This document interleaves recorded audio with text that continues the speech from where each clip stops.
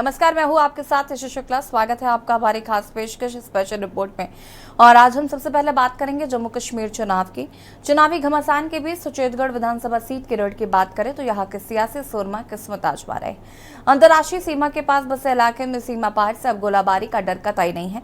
वही रिपोर्ट छत्तीसगढ़ के कांकेर जिले की, जहाँ उम्मीद के मुताबिक खनन से मिलने वाले राजस्व की वसूली न हो पाने का हालात पैदा हो गए हैं।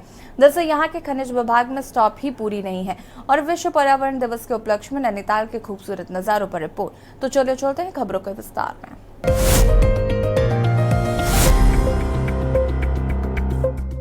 जम्मू कश्मीर में चुनावी घमासान जारी है। सुचेतगढ़ विधानसभा सीट के रण में सूरमा किस्मत आजमा रहे हैं। अंतर्राष्ट्रीय सीमा के पास बसे इलाके में सीमा पार से गोलाबारी के डर के कारण तीसरे चरण में वोटिंग होगी। बता दें कि यहाँ के वोटर बुनियादी मुद्दों का हल चाहते हैं। देखिए रिपोर्ट। जम्मू कश्मीर चुनाव, सुचेतगढ़ विधानसभा सीट का रण, अंतर्राष्ट्रीय सीमा के पास बसा है इलाका। सीमा पार से गोलीबारी के डर के बिना तीसरे चरण में होगी वोटिंग। बुनियादी मुद्दों का हल चाहते हैं वोटर। इस बार के चुनाव में अहम मुद्दा सुरक्षित नहीं बल्कि वो मुद्दे जिनसे उन्हें रोजाना जूझना पड़ता है। खेत के लिए पानी की सप्लाई और बिजली की कमी जैसे मुद्दे खास। अनुसूचित जाति के लिए आरक्षित पहला चुनाव। भाजपा, कांग्रेस और डीपीएपी के बीच त्रिकोणीय मुकाबला। भाजपा के घारूराम तीसरी बार जीत की कोशिश में। घारूराम को कांग्रेस के भूषण लाल और डीपीएपी के आजाब सिंह से मिल रही कड़ी टक्कर। भारत पाकिस्तान अंतर्राष्ट्रीय सीमा पर स्थित जम्मू जिले के सुचेतगढ़ विधानसभा क्षेत्र अनुसूचित जातियों के लिए आरक्षित होने के बाद यहां पहली बार चुनाव हो रहा है। परिसीमन के बाद यहां का राजनीतिक परिदृश्य बदल गया है। जहां पहले जाट नेताओं का दबदबा था, जिन्होंने 1996 से 4 में से 3 बार जीत हासिल की थी। अपने ऐतिहासिक और रणनीतिक महत्व के लिए मशहूर सुचेतगढ़ में भाजपा, कांग्रेस और डेमोक्रेटिक प्रोग्रेसिव आजाद पार्टी के बीच त्रिकोणीय मुकाबला है। पीपल्स डेमोक्रेटिक पार्टी के करण सिंह और बहुजन समाज पार्टी के बिशन दास सहित 2 महिलाएं भी कुल 11 उम्मीदवारों में शामिल हैं। जम्मू कश्मीर विधानसभा चुनाव के तीसरे चरण में सुचेतगढ़ विधानसभा सीट में वोट डाले जाएंगे। वोटिंग से पहले अंतर्राष्ट्रीय सीमा के पास बसे इस इलाके में रहने वाले लोगों ने उन मुद्दों को उठाया है जिनका ताल्लुक उनकी रोजमर्रा की जिंदगी से है। 2090 से लेके आगे 2018 तक लगातार फायरिंग चला। अब 2018 के बाद फायरिंग बंद है। यहाँ से पाकिस्तान के पास असला खत्म हो गया। यहाँ फिर उन्होंने कुछ समझ के किया। वो भी लोग तंग हैं, हमारे सीमावर्ती के लोग भी तंग हैं, वो भी परेशान रहते हैं, हम परेशान हैं। जब फायरिंग होता है तब बच्चों को पीछे छोड़ना पड़ता है, तब पशु मरते हैं, लोग भी मरते हैं, कोई जख्मी हुए हैं, कोई कैसे हुए हैं, उनको गाड़ी नहीं है, कोई हॉस्पिटल नहीं है, मोटरसाइकिल में बैठा के आरसपुरा जम्मू हॉस्पिटल में लेके जाना पड़ता है। यहाँ पर BSF मदद करती है। फायरिंग हमारे 2019 के बाद नहीं हुई है और फैंक्शन लगा हुआ है। बॉर्डर पे हम पट्टे काटने के लिए जाते हैं, दार काट दिखाते हैं, पट्टे काट के घर आ जाते हैं। अभी फायरिंग का कोई मोल नहीं है। ये सरकार, ये लोग अपना काम करते हैं, जिम्मेदार लोग हैं, पशु पालते हैं, अपनी जिम्मेदारी करते हैं। सरकार से कुछ नहीं मिलता इनको। या कोई फसल खराब हो, शोर शार लोग डालते हैं, दे जा 2-4 हज़ार रुपया, 200 रुपया, 500 रुपया के नाल, वो क्या है, वो तो जिम्मेदार का खर्चा नहीं पूरा होता उसको। क्या करना काम तो करना ही पड़ेगा। अगर जिंदे रहना है तो काम तो करना ही पड़ेगा। मुश्किल कौन देगा, कोई नहीं देता किसी को कुछ।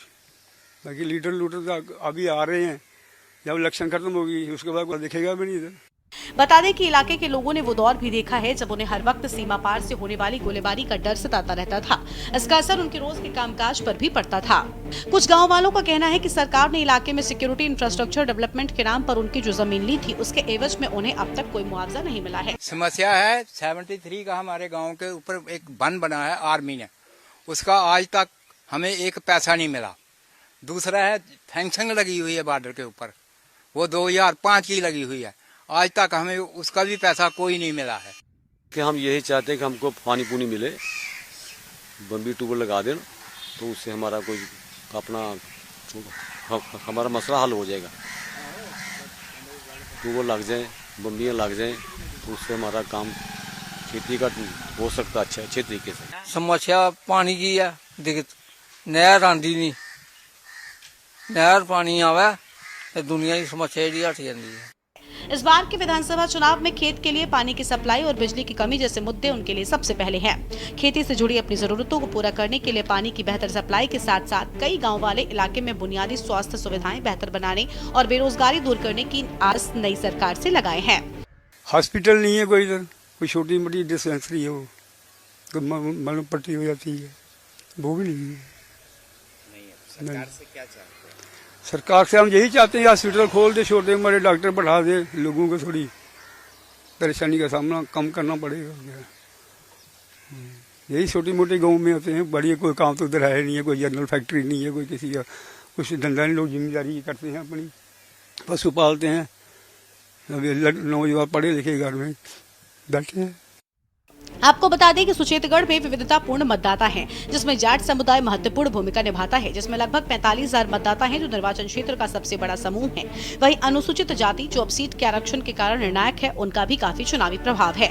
ऐतिहासिक रूप से जाट समुदाय से भाजपा के चौधरी श्याम लाल ने 2 बार सीट जीतकर अपना दबदबा बनाए रखा। स्पेशल डेस्क के न्यूज इंडिया। जाहिर तौर पर सुप्रीम कोर्ट ने खनिज उत्पादक राज्यों को रॉयल्टी वसूलने की अनुमति दी हुई है और इस निर्णय के बाद छत्तीसगढ़ को निजी क्षेत्र की कंपनियों से हर साल अच्छा खासा राजस्व मिलता रहा है। लेकिन कांकेर जिले में उम्मीद के मुताबिक राजस्व की वसूली नहीं हो पा रही है। यहाँ के खनिज विभाग में स्टॉक की कमी देखी जा रही है। देखिए रिपोर्ट।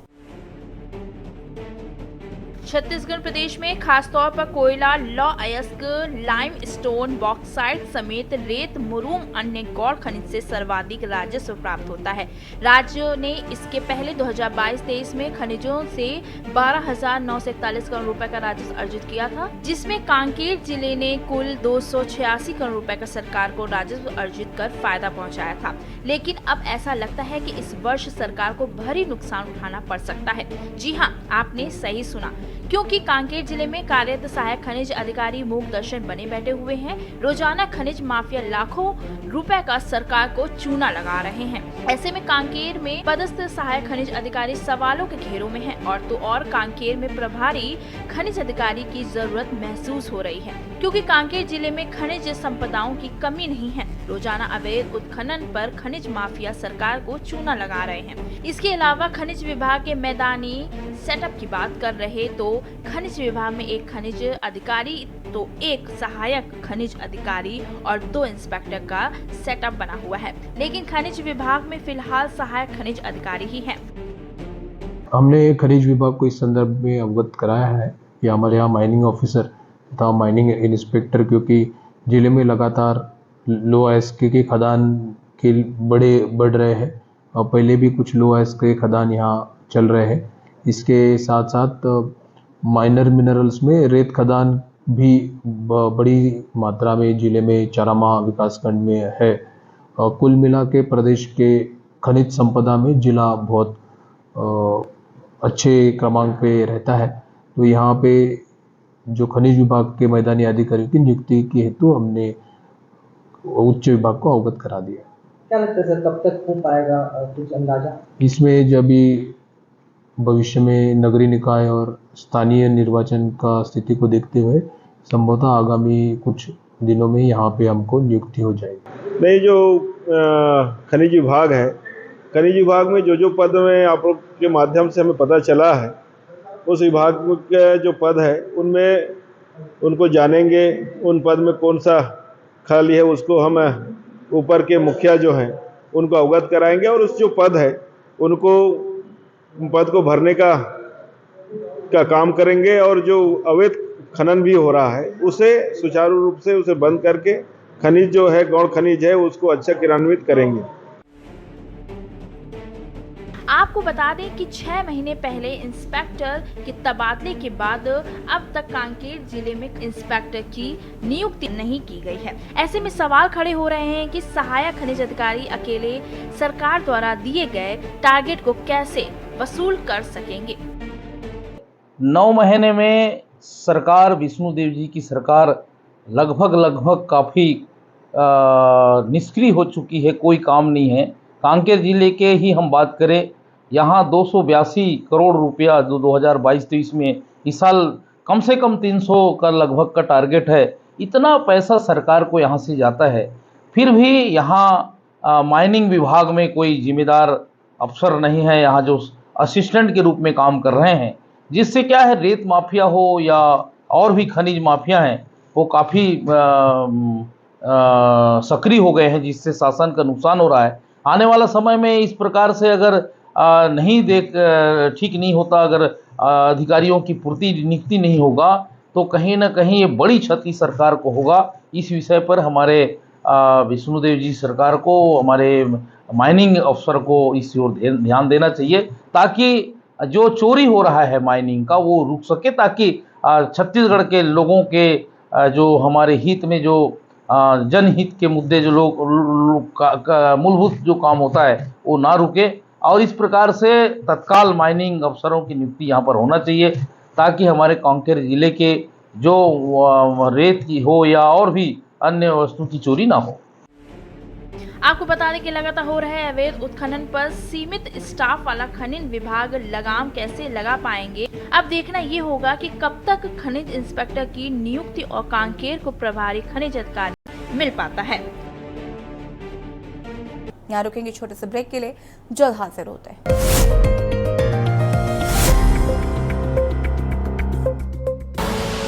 आप देख रहे हैं के न्यूज, खबरों का सारथी।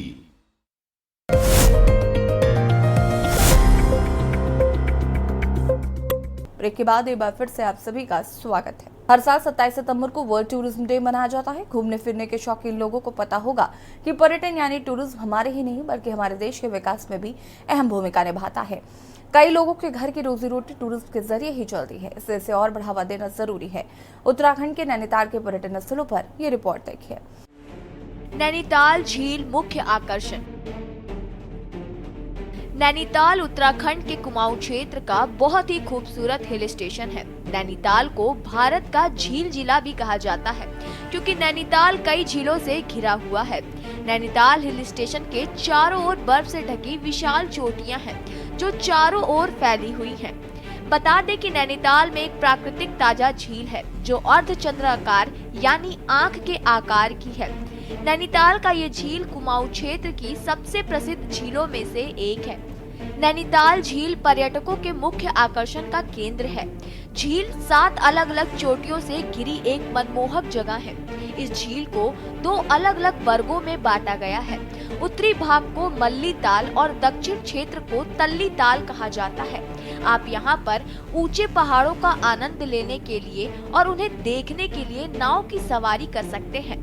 ये आपको नैनीताल झील के साथ साथ ऊंचे ऊंचे पहाड़ों से भी रूबरू करवाएंगे। इसके साथ ही आप यहाँ पर पहाड़ों पर से सनसेट के खूबसूरत नज़ारों को भी देख सकते हैं और अच्छी फोटोग्राफी भी कर सकते हैं। आपको बता दें कि नैनीताल झील घूमने का सही समय सुबह 6 बजे से शाम 6 बजे तक खुली रहती है। Tiffin top. अगर आप नैनीताल घूमने जा रहे हैं तो लोकप्रिय पर्यटन स्थल टिफिन टॉप यहाँ पर जरूर घूमें। टिफिन टॉप पर्यटन स्थल नैनीताल शहर से लगभग 4 किलोमीटर की दूरी पर स्थित है। बता दें कि ये स्थान टिफिन के आकार जैसा दिखाई भी देता है और इसे ही डोरोथी सीट के नाम से भी जाना जाता है।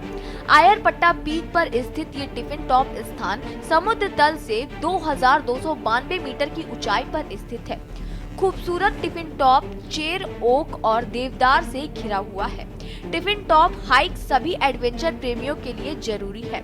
इसके साथ ही आप आयरपट्टा पीक पर स्थित टिफिन टॉप के इस जगह पर प्रकृति की इस खूबसूरती को करीब से निहार सकते हैं। इसके साथ ही आप यहाँ पर जमकर कुदरत के नज़ारों का भी मजा ले सकते हैं। इसके अलावा यहाँ पर घुड़सवारी करके यहाँ की वादियों में घूम सकते हैं।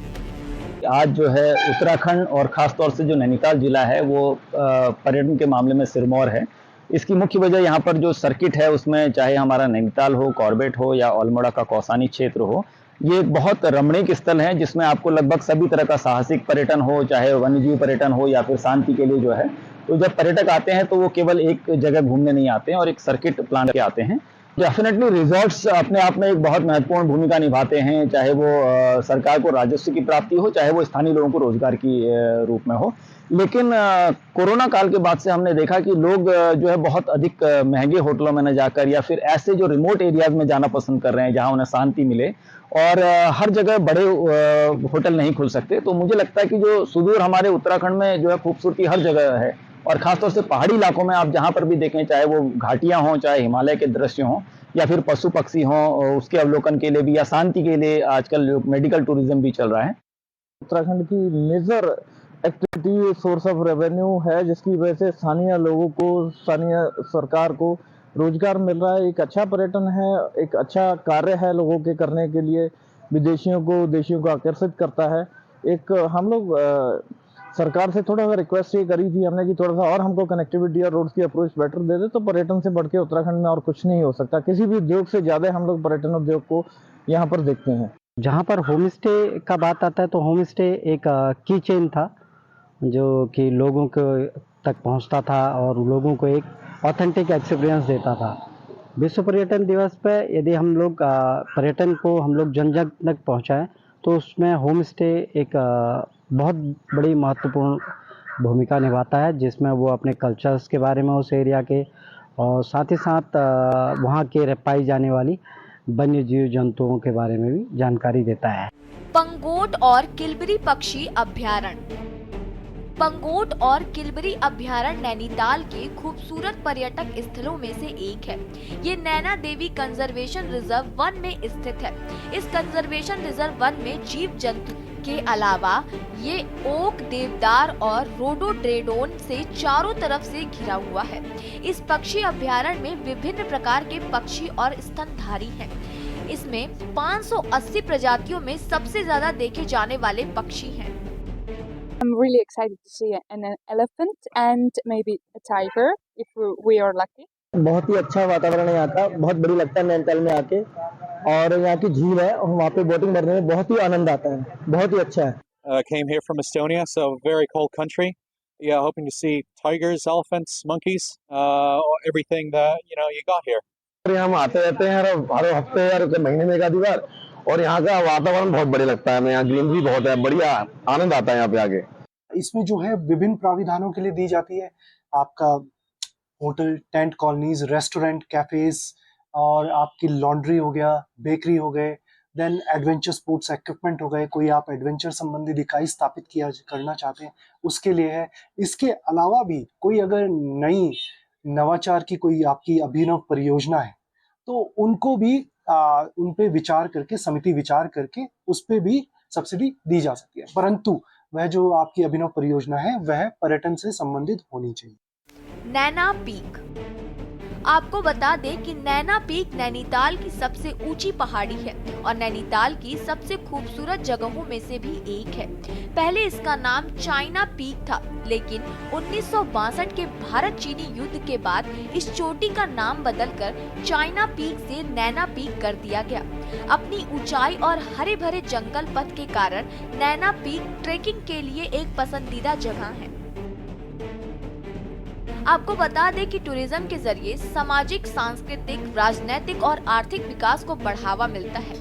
लाखों सैलानियों का लोकप्रिय नैनीताल सरकार के लिए राजस्व और लोगों के लिए रोजगार का जरिया है।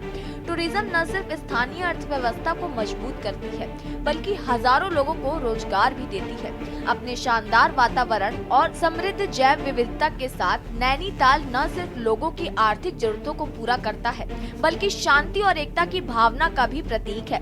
स्पेशल डेस्क के न्यूज इंडिया। स्पेशल रिपोर्ट में फिलहाल इतना ही। देखते रहिए के न्यूज इंडिया। नमस्कार।